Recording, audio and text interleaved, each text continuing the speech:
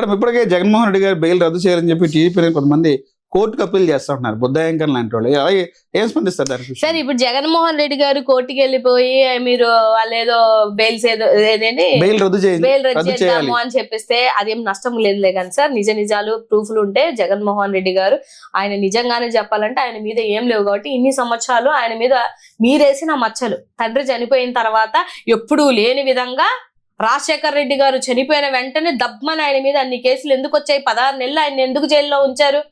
ఇవాళ నీతి మాటలు అన్ని మాట్లాడతారు సార్. మా నాన్నగారిని తీసుకెళ్లారని మీరెంత బాధపడుతున్నారో, తండ్రి చనిపోయినటువంటి ఒక ఫ్యామిలీని తీసుకొని వచ్చి రోడ్డు మీద కూర్చోబెట్టి నీ తల్లే తల్ల, ఇక్కడ తల్లి లేదా, నీకే చెల్లె, ఇక్కడ చెల్లి లేదా? ఒక తండ్రి చనిపోయినటువంటి శోకంలో ఉన్నటువంటి ఒక వ్యక్తిని రోడ్డు మీదకి ఈడ్చుకొని వచ్చి 16 నెలలు యంగ్ ఏజ్ లో ఉన్నటువంటి ఒక లీడర్ ని తీసుకెళ్లి కూర్చోబెట్టడం అది న్యాయమా అన్యాయమా? ఇవాళ మీకు నొప్పి తెలుస్తుందా? స్టార్ట్ చేసింది మీరు, ఆ శునగానందం పొందింది మీరు, తప్పుడు మాటలు మాట్లాడుతుంది మీరు. ఇవాళ 2024లో వచ్చి మేము శుద్ధపూసలు మాట్లాడతానంటే మీరు స్టార్ట్ ఎప్పుడు చేశారు? ఆ రోజు నుంచి ఈ రోజు వరకు మీ ఐటీడీపీకి ఎంతమంది ఆడవాళ్ళు బలయ్యారు, ఎంతమంది ఆడవాళ్ళు ఇబ్బంది పడుతున్నారు మీకు తెలియట్లేదా? నా దాని మీద చూడండి సార్, ఎన్ని బూతులు. నీ ఐటీడీపీలో ఉన్నటువంటి ఒక ఈడియటే నా గొంతు స్పీకర్ కోస్తానని చెప్పేసి ఫోన్ నెంబర్లు పెడుతున్నారు. ఎవరిని చూసుకొని సార్ ఆ ధైర్యం? నన్ను ఫేస్బుక్ లో ట్యాగులు చేస్తున్నారు. గతం కన్నా ఇప్పుడు ఆంధ్రప్రదేశ్ లో స్వేచ్ఛగా తిరుగుతున్నారు మహిళలు, చాలా స్వేచ్ఛగా ఉందని చెప్పంటారు. మీరు స్వేచ్ఛగా ఉంటే 16,800 అగత్యాలు మీకు ఆ రోజు చెప్పాను. 8వ నెలలో మీరు నాతో ఇంటర్వ్యూ చేసిన రోజు. ఇవాళ ఎన్ని నెలలు, ఎన్ని ఏంటాయి సార్ లెక్కలు? ఒకసారి లెక్కలు చూపించమనండి. పోనీ ఆ 16,800 ఇప్పటి వరకు ఎవరన్నా కేసు ఏమన్నా గణించారా, లేకపోతే కేసు ఏమైనా కనిపెట్టారా? తప్పిపోయిన వాళ్ళని ఏమైనా తీసుకోవాలి. గతానికి ఇప్పుడు ల్యాండ్ ఆర్డర్ పోలిస్తే గతం కన్నా ఇప్పుడే మెరుగ్గా ఉంది అంటున్నారు, మీరేమో అగాత్యాలు పెరిగిపోతాయి. అదే వాళ్ళు ఇచ్చినది కదండి, వాళ్ళు ఇచ్చిన రిపోర్ట్ అసెంబ్లీలో చెప్పింది హోమ్ మినిస్టర్ అనిత గారు. ఆవిడ చెప్పిందే నేను ఇప్పుడు చెప్తున్నా. ఇప్పుడు దగ్గరగా ఇంకొక 10,000 పెరుగుంటాయి, 26,000 27,000 ఉనింటాయి అగత్యాలు. ఏం చేశారు మీరు? ఏం చేయకుండా ఏం పెట్టకుండా మాకేమో ర్యాంకులు వచ్చేయాలి, మాకేమో మంచిగా ఉండాలంటే ఎలా ఉంటది? తరుపుతారు ఆమెను కూడా. బల్క్ ట్రక్ విషయంలో ఒక హోం మంత్రిని దగ్గరగా ఆవిడ సొంత నియోజకవర్గంలో 2 గంటల నుంచి 3 గంటల దాకా ఇంచు కూడా కదలనీయలేదు. ఇది మీ పరిస్థితులు, ఇది మీ రీచ్. ఈ సర్వే ఆయనకు కూడా తెలిసింటది, చంద్రబాబు నాయుడు గారికి కూడా. అంటే మన ఏదైతే వచ్చిందో ఐఐటి సర్వే అనేది వైసీపీ పంపించిన ఫేక్ సర్వే అంటారు. నిజంగా మీ పార్టీ ఐఐటి సర్వే? మా పార్టీకి మాకు ప్రజల పక్షాన పోరాడడానికే మాకు టైం చాలట్లేదు. వాళ్ళ మీద సర్వేలు, వీళ్ళ మీద సర్వేలు మాకేంది సార్? పోనీ అలాగే అనుకోండి, ఏమైతుంది? మీది బాగుంది అనుకోండి, మీరు ఆ ఊహలోనే ఉండండి. మీరు 164 మంది బ్రహ్మాండంగా పనిచేస్తున్నారని అనుకోండి, మాకు కూడా అదే కావాలి. ఊహల్లో అలాగా విహరించమనండి.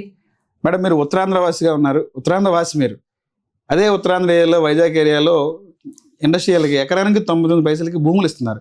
దానికి సంబంధించి కోర్టు కూడా ఆక్షేపించింది. ఎలా ఇస్తారు అనేది దీని ఎలా స్పందిస్తారు పార్టీ? సార్ నేను ఎప్పుడు ఏం చెప్తాను అంటే, వీళ్ళు చేస్తున్నట్టు అంటే దానికి ఇంకో విషయం, దానికి వచ్చేసి నారా లోకేష్ గారు ఏం చెప్తారంటే, కంపెనీస్కి ఏదన్నా మనం రాయితీలు ఇస్తేనే కదా వచ్చేది, రాయితీలు ఇవ్వండి ఏ కంపెనీ వస్తుంది అనేది లోకేష్ గారు చెప్తారు. ఎగ్జాక్ట్లీ. ఇప్పుడు నేనేమంటున్నానంటే, మీకు జనాలకు కూడా క్లారిటీ ఇవ్వాలనుకుంటుంది. అంటే ఏ రోజు జగన్మోహన్ రెడ్డి గారు కానీ లేకపోతే వైఎస్ఆర్సీపీ కానీ కంపెనీస్ రాకూడదు, లేకపోతే కంపెనీస్ ని మేము అడ్డుకుంటాం అని మేము అనం. మీరు కంపెనీస్ ని తెచ్చే ప్రాసెస్ తప్పు. ఇప్పుడు ఉల్ఫానో ఏదో కంపెనీ తీసుకొని వచ్చారు, అదే తప్పుడు కంపెనీ సార్. దాని పేరు కూడా నేను కరెక్ట్గా ఎందుకు పలకాలి, నాకు అవసరం లేదు. నేను తెచ్చారు. ఇప్పుడు డెఫినెట్ గా ఒక కంపెనీని తీసుకొస్తున్నప్పుడు దాని టర్న్ ఓవర్ ఎంత, అది ఎప్పుడు, దాని ఎక్స్పీరియన్స్ ఏంటి, దాని యొక్క గ్రాఫ్ ఎలా ఉంది, ఇవన్నీ చెక్ చేస్తామా లేదా? 99 పైసలకి. ఇప్పుడు వైజాగ్ లో నేను ఉత్తరాంధ్ర వాసిగా నాకు తెలుసు ఎంతెంత కాస్ట్లు ఉన్నాయి ఏంటి అని అనేది. ఏంది 60 సంవత్సరాలు 90 సంవత్సరాలు 100 సంవత్సరాలు ఎవరికి ఇస్తున్నారు సార్? ఎవరి సొమ్మిది? ప్రజల సొమ్ముని మీకు ఇష్టాసారంగా దారాదత్తంగా ఇవాళ కోర్టే ఇచ్చింది కదా, చెంప చెల్లుమనేలాగా. ఎవరిని ఇన్వైట్ చేశారు? ఎన్ని కంపెనీస్ వచ్చాయి? ఎన్ని కంపెనీస్ వస్తే ఫిల్టర్ చేసి ఈ కంపెనీకి ఎందుకు ఇచ్చారు?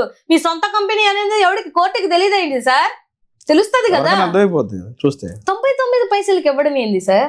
ఇప్పుడు మీ ఇష్ట కాఫీయా? ఇప్పుడు మీరు కాఫీ ఎంత అయింది సార్? కాఫీ ఏంటిది సార్? నేనేమంటున్నాను అని అంటే, రాజకీయాలు చెయ్యండి, అవసరమైతే నేను కూడా మా పార్టీ కూడా సపోర్ట్ చేస్తుంది.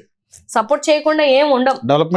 డెవలప్మెంట్ మాకు కూడా డెవలప్మెంటే కదా సార్ కావాలి. మీరేమో జిఎస్టి సదస్సులు మేము పెట్టినప్పుడేమో ఫేక్ సదస్సు అంటే మన లోకేష్ బాబు గారు, మీరు పట్టినప్పుడేమో బ్రహ్మాండం అంటే, ఒక్కసారైనా కూడా మొన్న వాళ్ళు G20 సదస్సు పెట్టినప్పుడు ఒక్క నెగిటివ్ ట్రోల్ చేసామా సార్ మేము? అది జగన్మోహన్ రెడ్డి గారి క్రెడిబిలిటీ, ఆంధ్ర రాష్ట్రం మీద ఆయనకున్నటువంటి ఇష్టం. కానీ మీరేం చేశారు? G20 సదస్సులో ఎన్ని బ్యాడ్ ప్రొపగండాలు చేశారు? రాష్ట్రం మీద నిందలేసింది ఎవరు? మీరే. ఇవాళ మీకు అప్పు ఎందుకు పుట్టట్లేదో తెలుసా? మీరేసిన నిందల వల్ల ఇవాళ ఆ కర్మ అనుభవిస్తున్నారు. జగన్మోహన్ రెడ్డి గారి వల్లనే ఆంధ్రప్రదేశ్ కి కంపెనీలు రావట్లేదు, పెట్టుబడులు అంటే భయపడుతున్నారు అనేది సాక్షాత్తు లోకేష్ గారు చెప్తారు. మీరేం అలా అంటున్నారు? ఏం చెప్తారు దాని గురించి? ఆంధ్రప్రదేశ్ బ్రాండ్ పడిపోవడానికి ప్రధాన కారణమే జగన్మోహన్ రెడ్డి గారు అని చెప్పి సాక్షాత్తు సీఎం గారు చెప్తారు. నిజంగా ఆంధ్ర బ్రాండ్, అమరావతి బ్రాండ్ పడిపోవడానికి జగన్మోహన్ రెడ్డి గారేనా? ఆయన వల్లనే ఆంధ్రప్రదేశ్ కంపెనీలు రావట్లేదు అంటారు, బ్రాండ్ పడిపోయింది అంటారు. సార్ నేను ఒక మాట అడుగుతాను. నీతి ఆయోగ్ ఒక రిపోర్ట్ ఇచ్చింది, పేదరిక నిర్మూలన జరిగింది జగన్ రెడ్డి గారి హయాంలోనే అని.